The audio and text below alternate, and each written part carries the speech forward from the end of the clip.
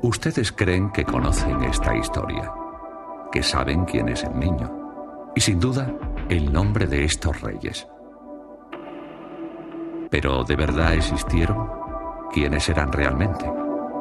¿Llegaron, como se cuenta, desde Oriente siguiendo una estrella?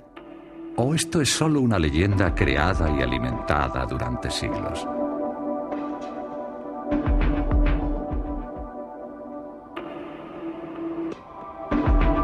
El Evangelio de San Mateo es el único texto que menciona la existencia de los 3 Reyes Magos. Unas pocas palabras escritas casi 80 años después de su viaje y que no suman más de 12 versículos. Apenas 12 versículos. Un puñado de palabras de las que se apropió la fe popular y que contienen un mensaje que aún espera ser descifrado. Pero para entender cómo se construyó el mito y cómo la Iglesia y las tradiciones lo hicieron evolucionar, es necesario bucear en los vestigios que este texto dejó en la historia. Analizaremos las representaciones artísticas. Recorreremos los mismos paisajes que los Reyes Magos atravesaron. Visitaremos algunas iglesias y nos encontraremos con quienes han consagrado buena parte de sus vidas a este misterio.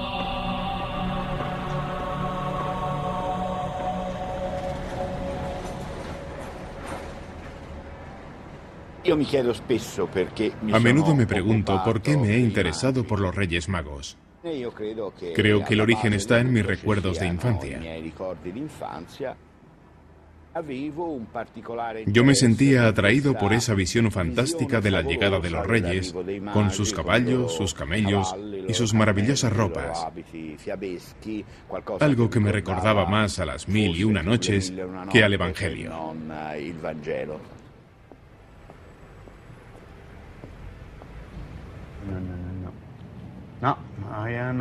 Franco Cardini, profesor de Historia del Instituto Italiano de Ciencias Humanas de Florencia, es un apasionado de la historia medieval, de las cruzadas, las peregrinaciones y de la magia. Estos temas le llevaron a redescubrir esta antigua historia. El Evangelio de Mateo es el único que menciona a los magos, pero solo hace una breve referencia. No dice ni cuántos eran ni cómo se llamaban. Solo nos dice que venían de Oriente, que traían regalos para Jesús y que consideraban a este como a un gran rey, cuyo advenimiento había sido anunciado por una estrella. Por tanto, estamos ya ante un misterio.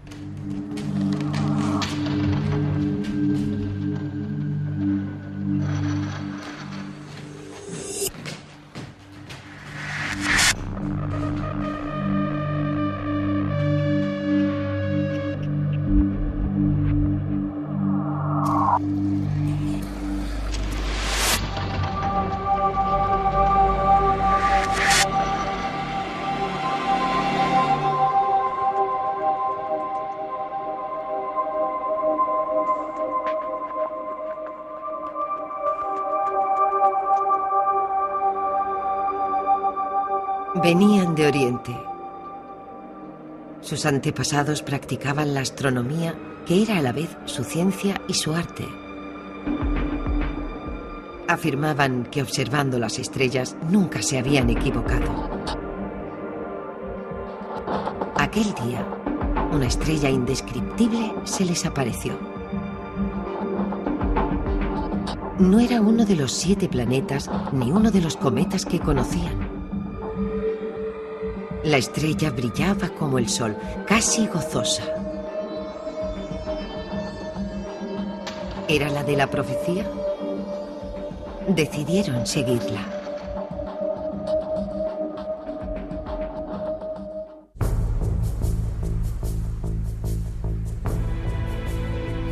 Mesopotamia, Judea, Fenicia, Galilea, Persia, los países que evocan estos nombres, tienen hoy fronteras borrosas en nuestra memoria. De uno de ellos debían venir nuestros magos. ¿Pero de cuál? El Evangelio de Mateo no dice nada de su viaje, ni de los paisajes que recorrieron, de los valles que cruzaron o de las cordilleras que debieron franquear. No habla de las dificultades del camino, de las personas que debieron conocer ni de sus descansos bajo los olivos. Por tanto, es difícil calcular el punto de partida de los 3 reyes y a qué distancia se encontraban de Jerusalén. Existen 2 hipótesis. Según la primera, habrían seguido los caminos de entonces hasta Belén, en Judea, donde el lucero del alba les habría conducido hasta ese niño llamado Jesús. Para los partidarios de la segunda hipótesis, los Reyes Magos serían babilonios. Vendrían de esa franja de tierra entre el Tigris y el Éufrates que se llama Mesopotamia.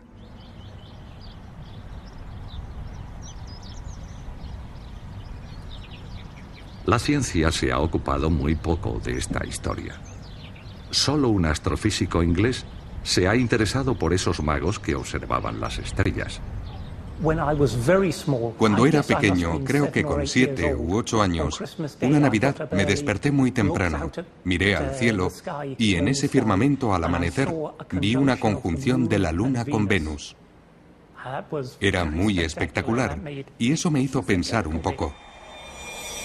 Desde este descubrimiento, Mark Kidger se convirtió en un apasionado de la estrella de Belén y del itinerario de los 3 reyes. Tras 40 años de investigaciones, pone en duda la hipótesis dominante, la del origen babilónico de los magos. Una clave para esto está en Italia, en Rávena, donde un mosaico muy antiguo muestra a los reyes con una apariencia muy poco habitual. Los reyes no parecen babilonios. No llevan corona y se cubren con simples gorros frigios. Este sombrero apareció en Persia en las representaciones de la divinidad Mitra más de 1000 años antes de Cristo.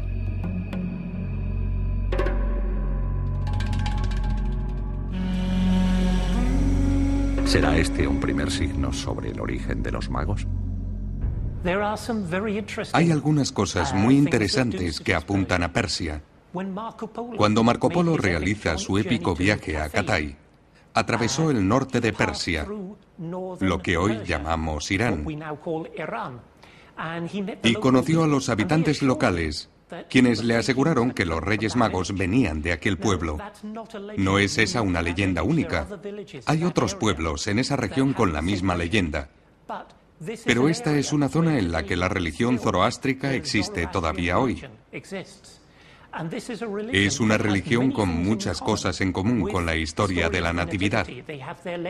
Tienen su leyenda sobre la concepción de una virgen y tienen muchos elementos de la historia del Mesías que son similares a las creencias cristianas.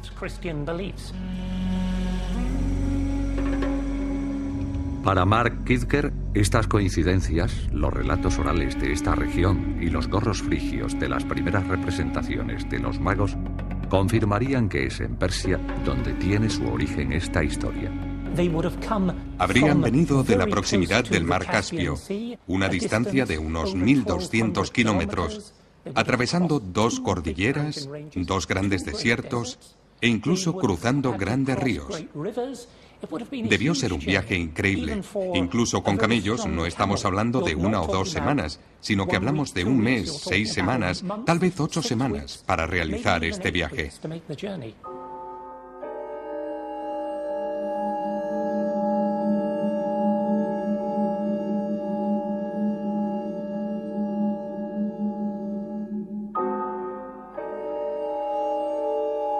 Los magos llegaron a Jerusalén, se presentaron a Herodes y le dijeron: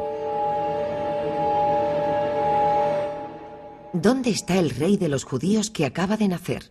Vimos su estrella en el oriente y hemos venido a adorarle.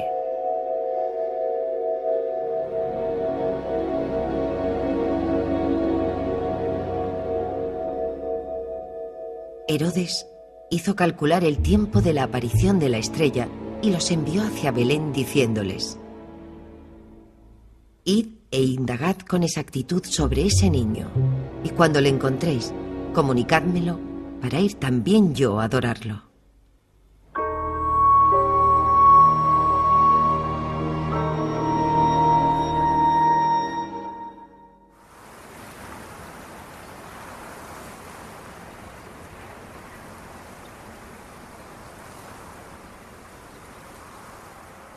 Encaramada en lo alto de la montaña de Masada, una fortaleza nos ofrece la primera pista sobre el personaje de Herodes, rey de Judea cuando llegaron los magos.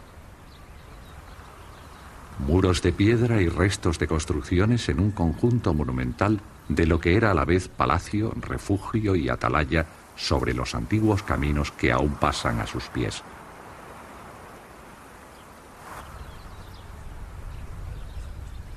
Más lejos, 12 kilómetros al sur de Jerusalén, sobre una colina cónica se alza Herodión, otra fortificación en una de cuyas laderas se encuentra la tumba del famoso rey, dominando el desierto y las colinas de Judea.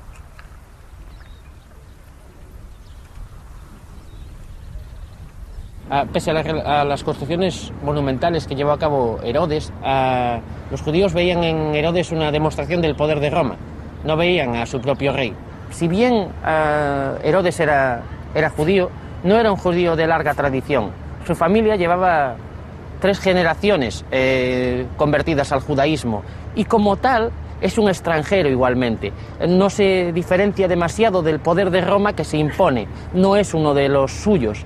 Por lo tanto, ese deseo de mantener el poder por parte de Herodes encima de Judea es una forma de tiranizar y quiere que se mantenga. Pero al mismo tiempo debía ser un gobernante con miedo a la traición, a la usurpación del poder. Es por eso que cuando se formaliza la profecía y aparecen los magos, Herodes ve en Jesús un peligro para él y decide que los magos son el camino perfecto para encontrar al niño y acabar con él, para asesinarle.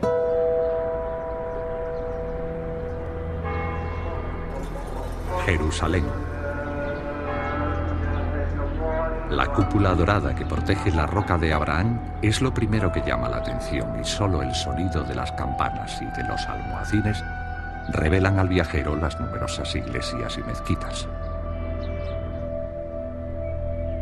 Sobre una de las colinas un poco apartado de la ciudad, un edificio alberga la Escuela Bíblica y Arqueológica Francesa, fundada a finales del siglo XIX por el padre dominico Marie-Joseph Lagrange. En esta época, los miembros de la Iglesia se dedicaron a excavar con objeto de hacer coincidir los datos arqueológicos y los de las Sagradas Escrituras. Etienne Naudet estudia aquí los textos de Flavio Josefo, historiador judío del siglo I, conocido por la autenticidad de sus descripciones y por ser un gran observador del reinado de Herodes. El problema de Herodes es que solo puede ser reconocido como rey si él es el Mesías.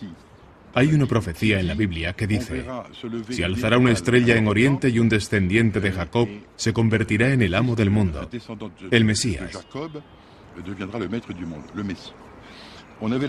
Los romanos solían ver señales del cielo porque eran muy supersticiosos. Ese tipo de señal se interpretaba como anuncio de un acontecimiento sobre la tierra. Eran cosas que permanecían en la cultura del momento.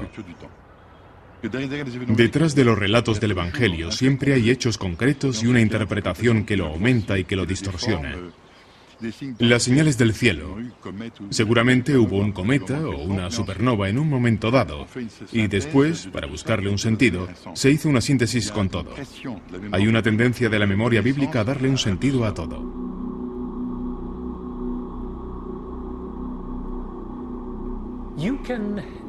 Ahora, con los ordenadores, podemos volver 2000 años atrás y ver el cielo tal como lo vieron los magos.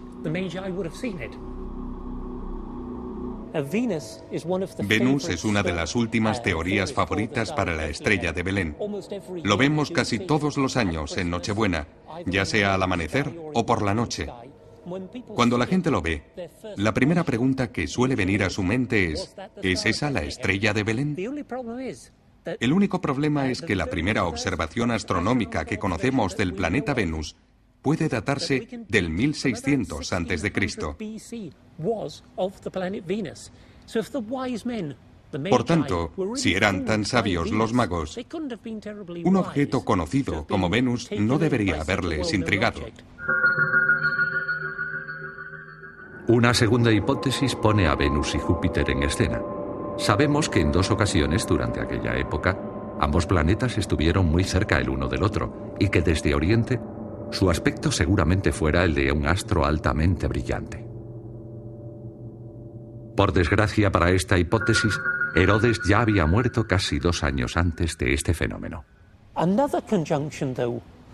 Sin embargo, en el año 7 a.C. se produjo otra conjunción entre Júpiter y Saturno.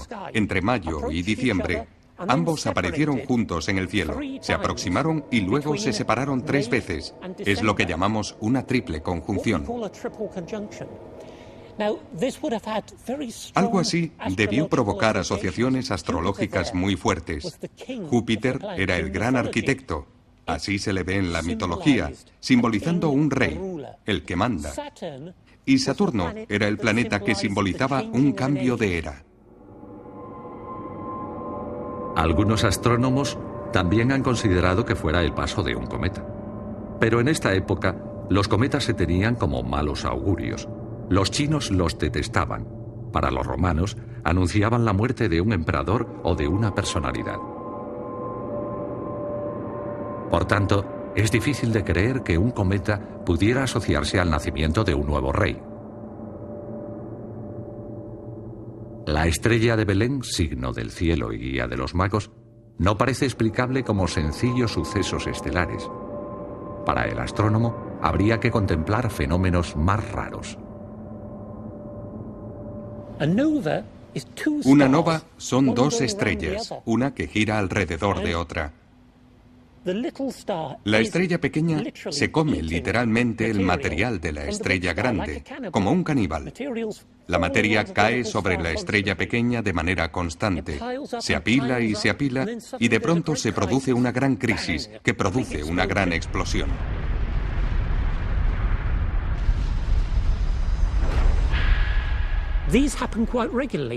Esto se produce con bastante regularidad.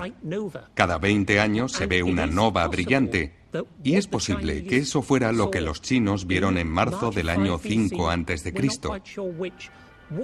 Una brillante nova. Así que lo que realmente creo que debió suceder fue una combinación de acontecimientos, un suceso astrológico como esta alineación de Júpiter y Saturno en el cielo, que le dijo a los magos que algo iba a suceder, que una nueva era se iniciaba en Judea. Y luego, como 1 año y medio más tarde, apareció esta brillante nova, una nueva estrella que simbolizaba el nacimiento de un rey, brillando en el firmamento al alba, que vino a decirles: ahora es el momento de ir a Jerusalén y encontrarse con vuestro nuevo rey.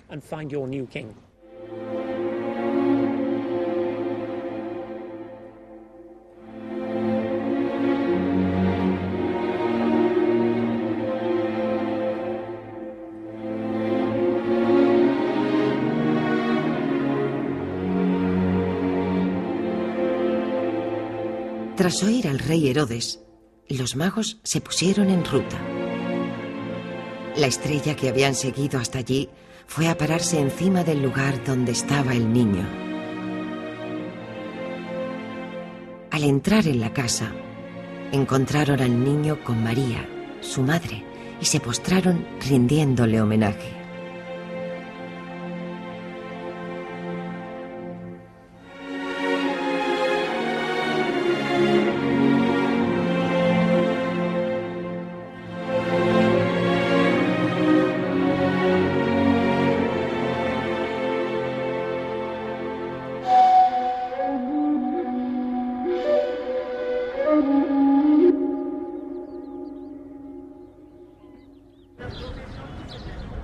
Belén.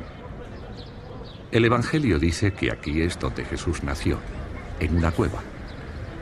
La realidad aquí es una prueba para cualquier viajero, tanto si es creyente como si no lo es. Las multitudes de turistas y peregrinos y la situación de la basílica, cuya gestión entre las iglesias católica, griega y armenia se convierte en una farsa, limita al viajero al acceso a la dimensión mística del lugar. A pesar de todo esto, Hamid Odali, guía palestino y católico, es aún capaz de mostrar el entusiasmo del creyente. Esta basílica se construyó sobre una gruta, no una gruta cualquiera, sino sobre la gruta de la Natividad, el lugar donde Jesús nació.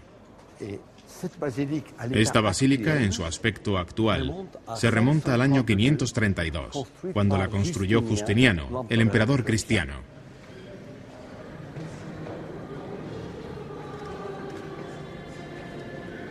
La Basílica de la Natividad parece abandonada en el tiempo. Un envoltorio vacío entregado a las masas. Un simple espacio de circulación que da acceso a un lugar sagrado.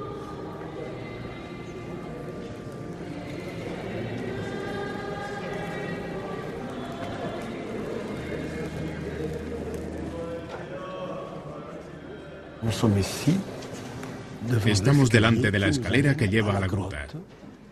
Ahí abajo nació Jesús. Sí, es la gruta auténtica. Yo puedo demostrar la autenticidad de la gruta. Cuando se dan los tres elementos, la historia, la arqueología y la tradición que se juntan en este lugar, entonces podemos estar seguros de que es un lugar auténtico. Según el Evangelio, José y María vinieron a Belén para censarse. Pero el albergue de la ciudad, situado en el emplazamiento de la actual basílica, no podía acogerles. Entonces San José le dijo a la Virgen: ¿qué vamos a hacer? Es tarde y se ha hecho de noche. Bajemos y pasemos la noche en la gruta con los otros que no han encontrado sitio. ¿Bajo?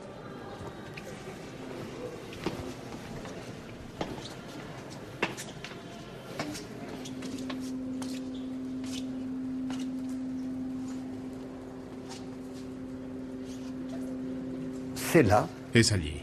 Mire la estrella con la inscripción: aquí nació Jesús de la Virgen María. Vamos a bajar al pesebre que está aquí, iluminado con 5 lámparas de aceite. Jesús nació allí. La Virgen lo envolvió en pañales y lo puso en un pesebre. Y enfrente los católicos han construido este altar porque allí no tienen derecho a oficiar. Son nuestros hermanos griegos armenios. Y a esto los católicos lo han llamado el altar de los 3 magos que vinieron a adorar al niño Jesús. Y le están ofreciendo a Jesús sus regalos. Mire, oro, incienso y mirra.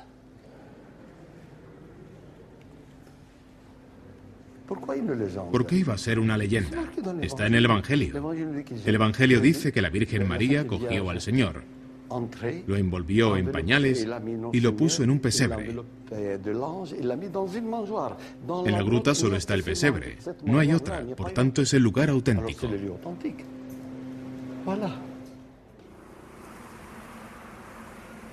En Belén, atrapada por un conflicto y por su época, no queda ningún vestigio arqueológico del episodio de los Reyes Magos. Y en Tierra Santa, los reyes de Oriente no han dejado ni la más mínima huella de su llegada. A partir de ahora, solo el estudio de los testimonios artísticos nos puede permitir acercarnos a una realidad histórica, simbólica y religiosa.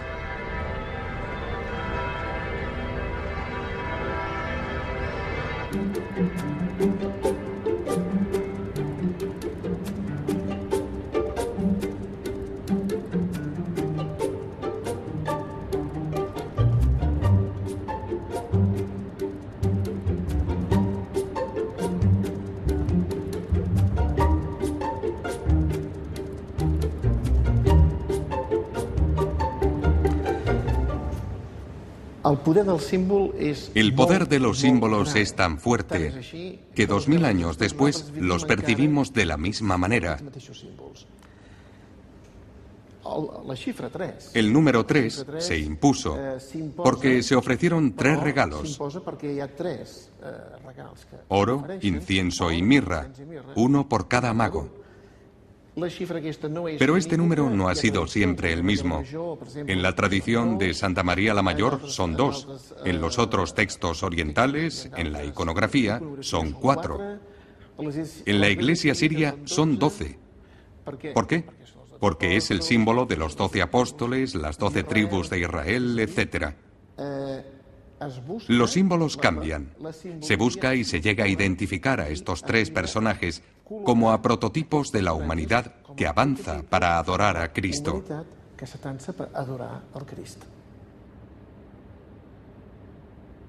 Jesús tiene tres discípulos preferidos, Pedro, Santiago y Juan. Y sobre todo, el misterio divino del cristianismo es la Trinidad. Hay tres personas divinas, el Padre, el Hijo y el Espíritu Santo.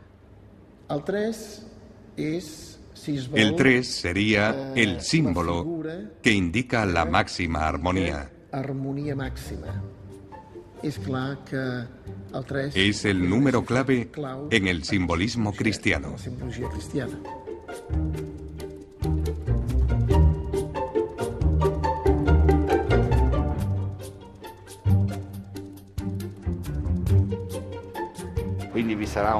Hay un mago que representa la juventud, otro que representa la madurez y el otro que representa la vejez.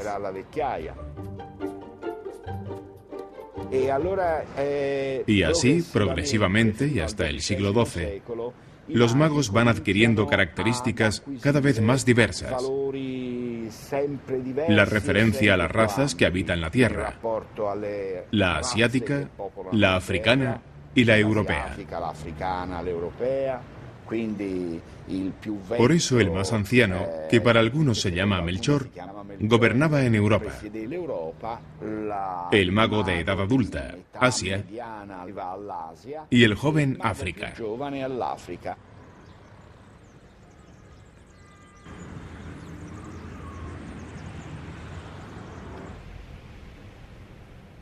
La llegada de un mago africano a la iconografía religiosa es algo que no va a suceder sin cierta resistencia.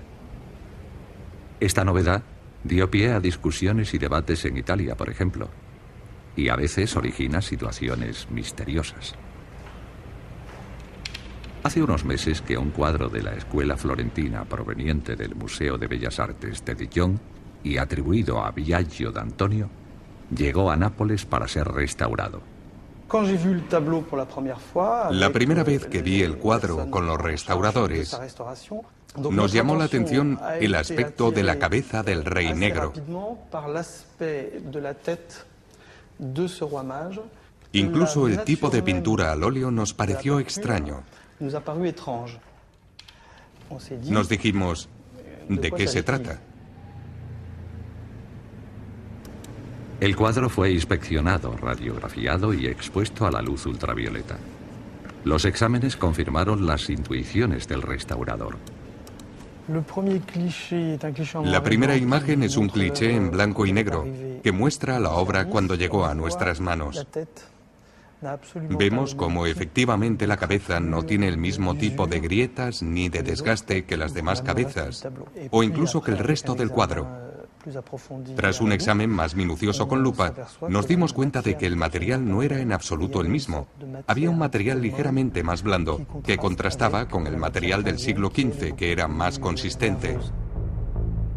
Después de hacer una prueba en la frente, se decidió devolver la cabeza del rey a su aspecto original. Poco a poco, su rostro y su pelo fueron liberados del engaño. El rey mago volvió a ser blanco. Dominique Dole cree que el propietario del cuadro lo falseó para venderlo mejor. A partir del siglo XVII, un rey negro se volvió indispensable en cualquier obra que representara la adoración.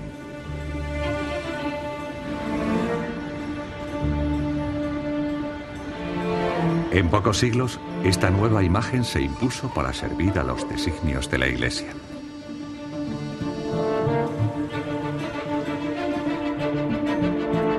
Si nos fijamos en la historia de esta época, vemos que esta novedad coincide con la exploración marítima del planeta en el momento en que se descubren nuevos mundos y pueblos nuevos.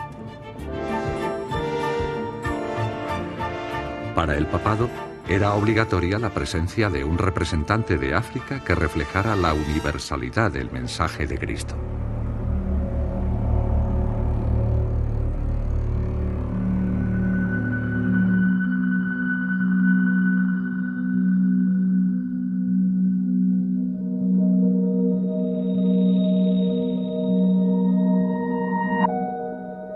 Los reyes abrieron sus cofres y le ofrecieron oro, incienso y mirra.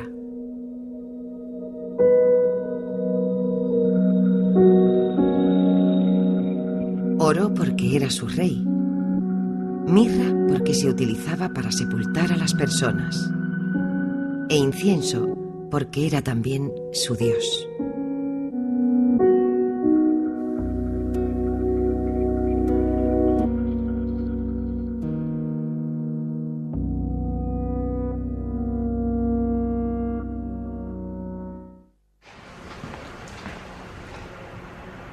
Tres reyes de tres edades y orígenes diferentes llevando tres regalos. El simbolismo se va conjugando, enriquece la historia y su interpretación.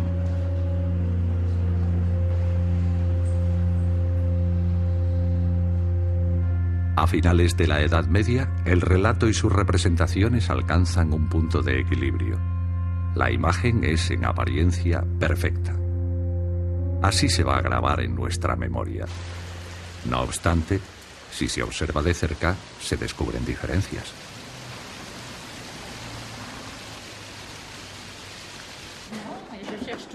Lo que me interesaba de este texto era la evolución del relato a través de los siglos desde los diferentes puntos de vista: teológico, histórico, legendario, artístico, por supuesto, porque las obras de arte son innumerables y por eso nos damos mejor cuenta de cómo evoluciona el tema de los magos.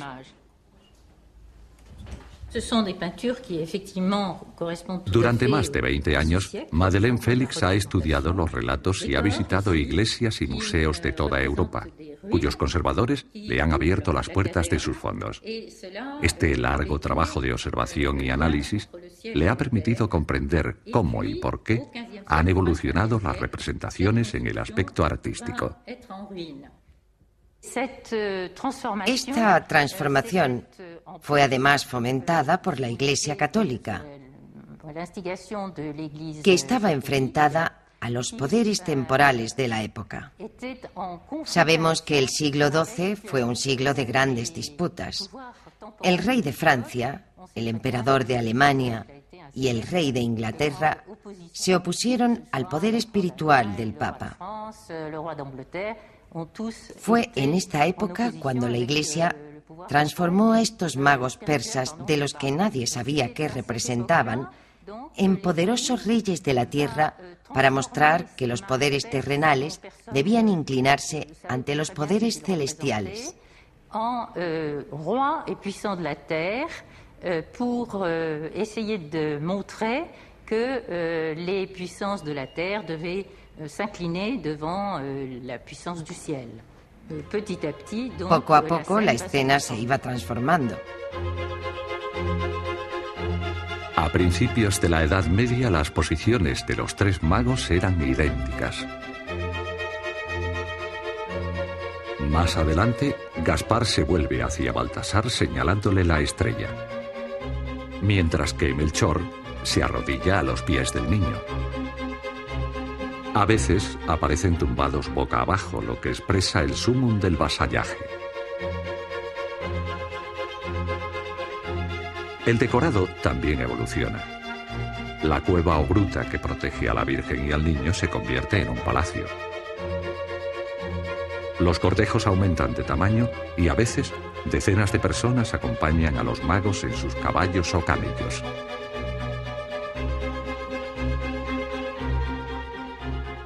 La Iglesia se ve obligada a adaptarse un poco, pero el significado del relato va a ser el mismo durante siglos.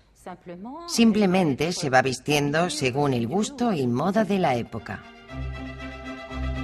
A finales del siglo XV, el decorado se transforma de nuevo. El techo del portal se hunde y aparecen ruinas. El cuadro de El Bosco es el que mejor revela esta nueva transformación.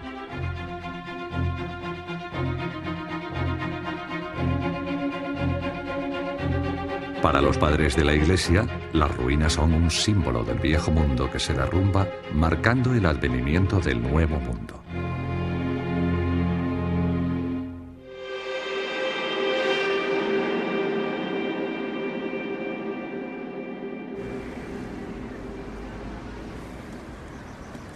En el Renacimiento se reinventa la historia. Los Medici son mecenas de la Cofradía de los Magos, una especie de sociedad secreta reservada a importantes personajes de Florencia. Decidieron construir dentro de su palacio una capillita.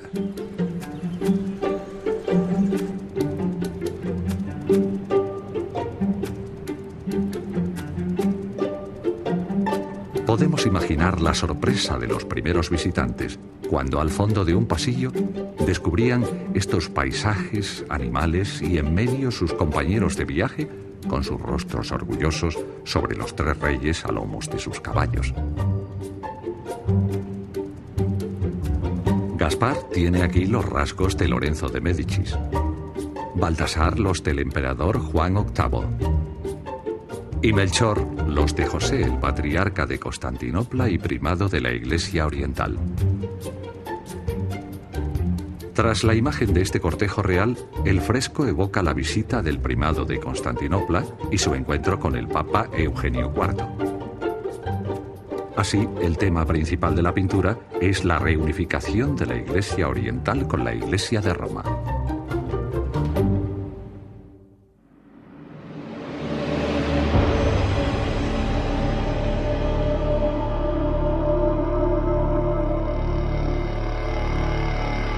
Herodes sospecha que ha sido engañado y envía a sus hombres a informarse de si ha nacido un varón sin padre.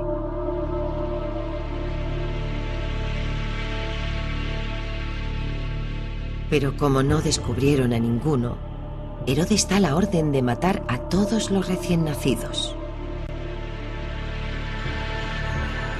Como todos se lamentaban, los sacerdotes le suplicaron que perdonara a los inocentes. Pero él les amenazó aún más y les impuso silencio. Dio la orden y sus hombres mataron a 63.000 niños de Belén.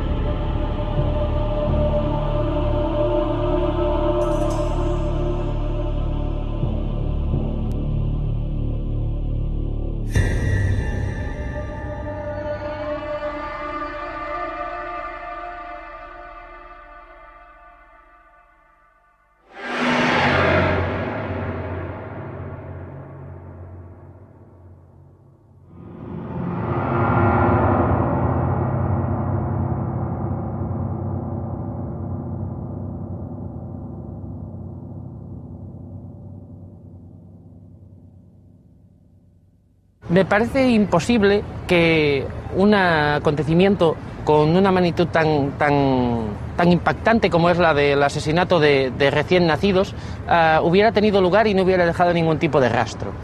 Tenemos fuentes para la época, los propios evangelios, Flavio Josefo, y no nos dicen nada de ello. Si rastreamos un poco, si rascamos encima de la historia, vemos que Flavio Josefo habla de dos cuestiones problemáticas, dos momentos en los cuales Herodes hace verdadera gala, demostración de una crueldad máxima. Y quizás es en estos dos momentos a los cuales hace referencia esa matanza de los inocentes. La primera hipótesis nos lleva a Jerusalén. Herodes, deseoso de tener buenas relaciones con el imperio, hizo colocar un águila a la entrada del templo. Para los judíos, esto era una afrenta. Unos jóvenes, algunos de ellos casi niños, decidieron quitar el águila. Fueron capturados por los soldados y por orden de Herodes fueron quemados vivos. Otra posibilidad sería aquella que tiene que ver con la muerte de Herodes. Herodes sabía que nadie lloraría en su entierro.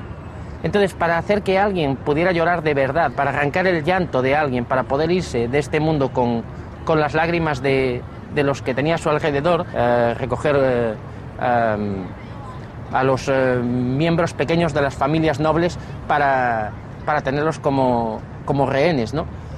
Bien, Herodes recoge a toda esta gente, la pone en una especie de estadio, un hipódromo, aposta diversos vigías con arcos y flechas y da orden de que en el momento en el que él muera, toda aquella gente sea ejecutada. Es otra especie de matanza de los inocentes.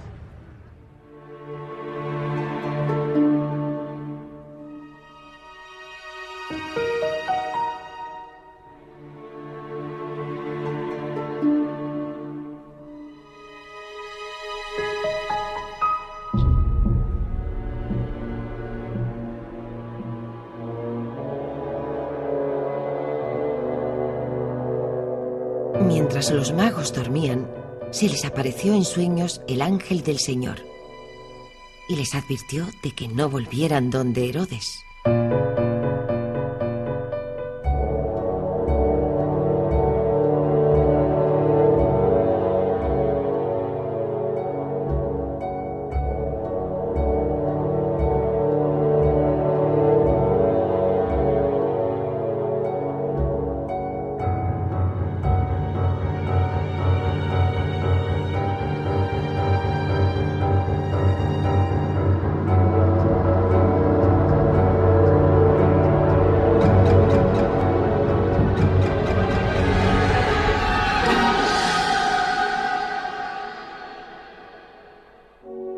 Regresaron a su país siguiendo otra ruta. Se dice que evitaron los caminos principales y los lugares transitados y que de noche se retiraban a cuevas buscando la soledad. ¿Quién puede imaginar la profunda impresión que habían recibido? ¿Quién puede saber la huella que este encuentro había dejado en su alma? Cuando se produjo la matanza de los inocentes, los reyes ya se habían ido. Del Evangelio se deduce que su marcha se produjo después de oír al ángel. Con el viento de oriente destruye las naves de Tarsis. Gracias a este versículo recuperado del Antiguo Testamento, la Iglesia vuelve a enriquecer la historia. El regreso de Melchor, Gaspar y Baltasar se va a hacer a partir de entonces en barco. Embarcaron en el Mar Rojo, realizaron un largo viaje por las costas de la península arábiga y después por el Océano Índico, y por tanto debieron desembarcar en la India.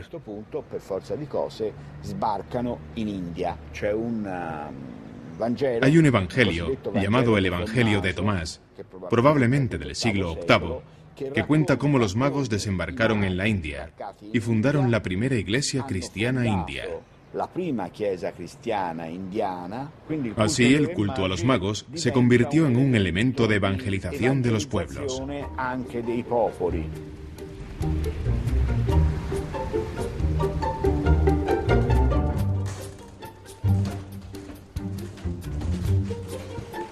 Tras su estancia en la India, no hay texto alguno que nos permita saber si los magos volvieron a su país natal. Su desaparición física abre el espacio al mito.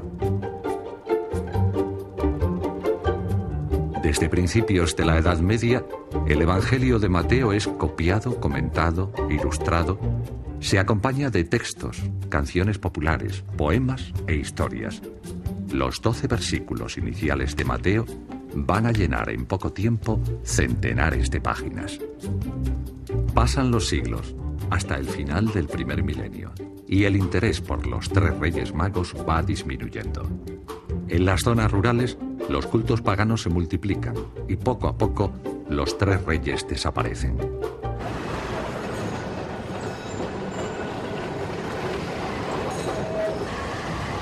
A mediados del siglo XII, la Iglesia está ocupada buscando a personajes que le digan algo a la gente y tratando de impulsar el culto a las reliquias.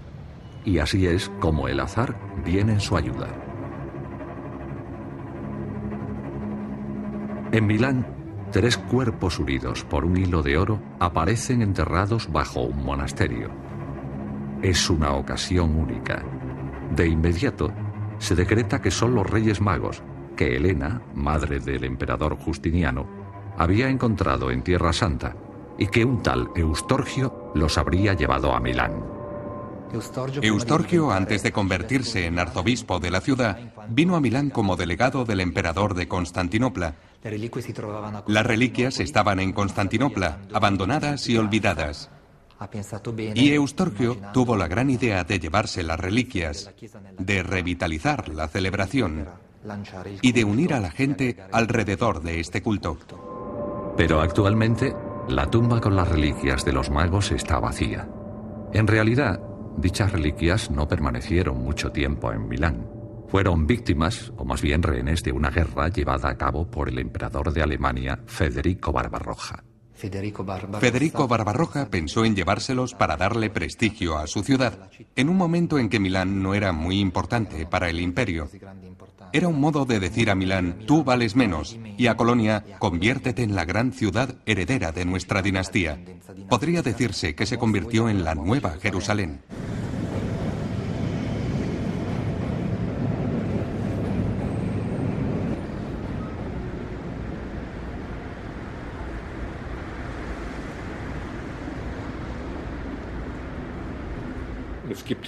Algunos relatos cuentan cómo el pueblo esperó las reliquias a la puerta de la ciudad y que las condujeron en marcha triunfal. Hay que pensar que en la Edad Media, las reliquias tenían un papel muy importante en el renombre de la ciudad. Y Colonia estaba considerada como la ciudad con mayor número de reliquias. Por ejemplo, tenía las de Santa Úrsula y las 11.000 vírgenes. Era una de las mayores colecciones de reliquias de Europa. Y los Reyes Magos serían, por así decirlo, el sumum de este tesoro.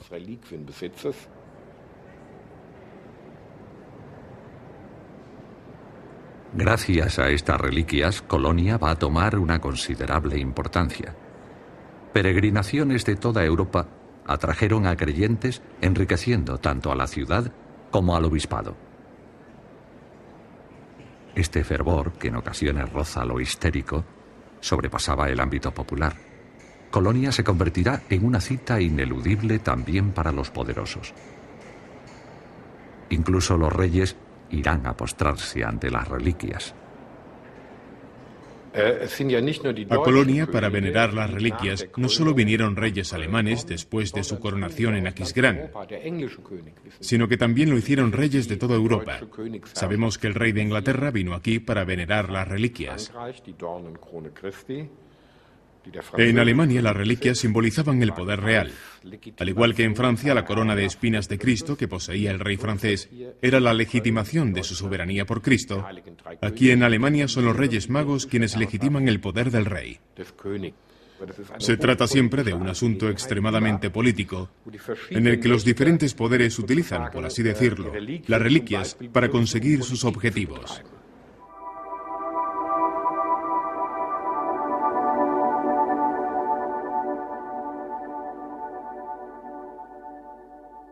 Dos 2000 años después, ¿qué queda de esta parábola?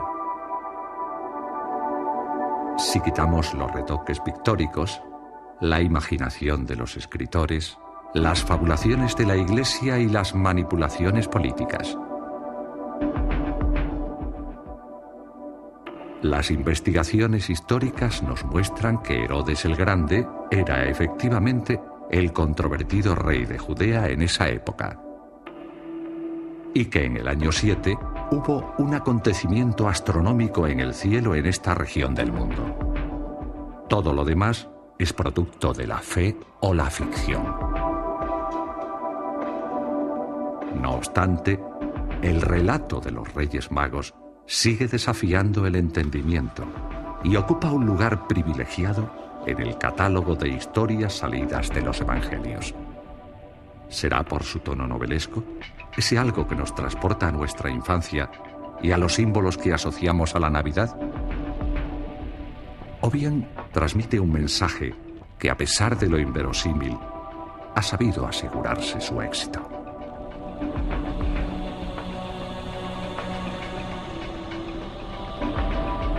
Es difícil no creer en los Reyes Magos, pero desde mi punto de vista científico, como profesional, No, debo negar la posibilidad de que alguien vea una estrella y decida montarse un dromedario y salir de casa corriendo para llevarle un bote con oro a un recién nacido. Pero como humano, vinculado a toda una tradición, me cuesta negarlo. Se representa a los Reyes Magos como todopoderosos desde el punto de vista político, al ser reyes, y como todopoderosos desde el punto de vista científico, al ser magos. Este poder absoluto que se inclina ante la pobreza, la miseria, la carencia más absoluta, es la clave profunda del éxito del cristianismo y también del mensaje cristiano. Todo ello es absolutamente impensable. Es un relato que da la vuelta, desde sus raíces, a la lógica del poder y de la sabiduría en la que se basaba el mundo antiguo.